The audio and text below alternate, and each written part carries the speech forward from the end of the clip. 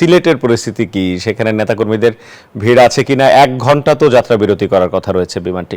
যে প্রশ্নটা করেছেন নেতাকর্মীদের ভিড়, আসলে নেতাকর্মীদের ভিড় এখানে নেই, কারণ দলীয় নির্দেশনা অনুযায়ী নেতাকর্মীরা কিন্তু এখানে আসার যে নির্দেশনা আছে, না আসার যে নির্দেশনা আছে সেটি কিন্তু পালন করা হচ্ছে।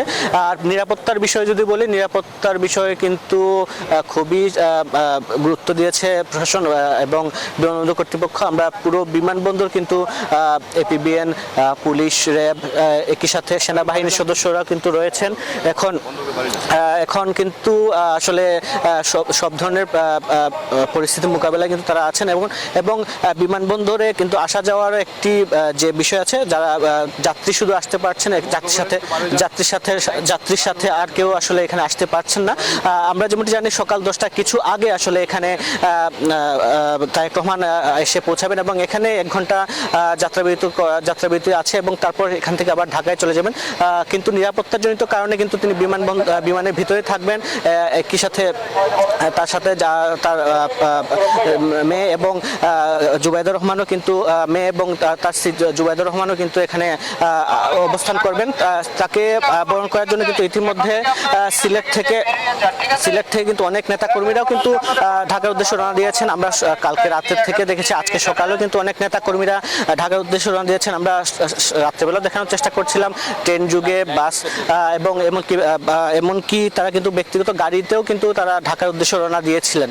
একটি বিষয় জানিয়ে রাখি, দীর্ঘ 17 বছর পরে সিলেটের মাটিতে কিন্তু তিনি প্রথমে এসে পৌঁছাবেন, তারপর সিলেট থেকে ঢাকার উদ্দেশ্যে যাবেন। এর জন্য কিন্তু নেতাকর্মীরাও কিন্তু বেশ উজ্জীবিত। সিলেটের স্থানীয় নেতাকর্মীরা যেটি বলছেন, তারেক রহমান দেশে আসার মাধ্যমে কিন্তু গণতন্ত্র পুনরুদ্ধার হবে। একই সাথে তারা যেটি বলছেন, তাদের যে দলীয় কার্যক্রম সেটি কিন্তু আরো বেগবান হবে। আরেকটি বিষয় রেখে 2008 সালে তত্ত্বাবধায়ক সরকারের আমলে